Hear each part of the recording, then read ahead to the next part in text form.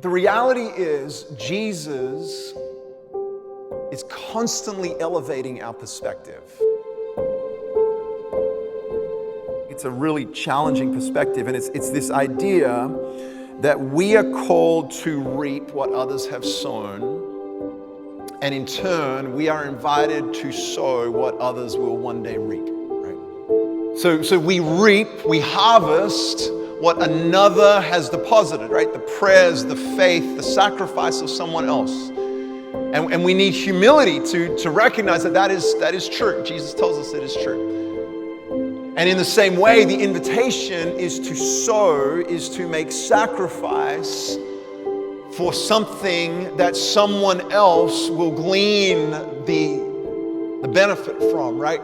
It's a challenging mindset. This is so much of the journey of following Jesus, is Jesus saying, hey, the way you're seeing your life right now, the way you're seeing the world, the way you're seeing the church, your resources, your time, your treasure, all of these things, it's not bad, but let me show you a better way. Let me lift your gaze a little bit, right? In the kingdom, we're invited into something more than that, and we're invited into this journey where Jesus kind of lifts us and sees, hey, there's a way bigger story going on. There's a way bigger perspective.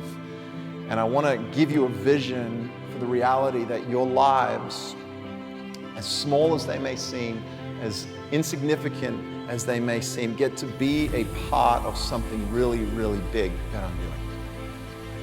It's lifting our gaze. There are so many kingdom parallels in sequoias. And I think there's something there in the sequoias where you look at these monuments, as Teddy Roosevelt called them, and you realize these trees were planted long before I was born. And they will be here long after I am gone. And its beginning was just a seed.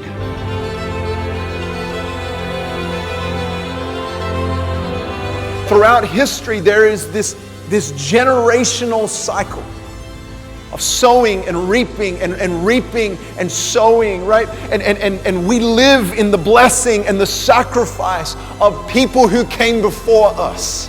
And in the same way, we plant seeds that we won't see come to their full fruition, but other people will live in the blessing and the sacrifice of prayers we have prayed and sacrifices we have made. And just like a sequoia, we kind of exist in the middle. We weren't there at the beginning and we won't necessarily be there at the end. It's the vision of a community of people in the heart of the nation's capital who still believe Jesus is doing things. And he's not just a remnant to the past, but there is a vision for the future.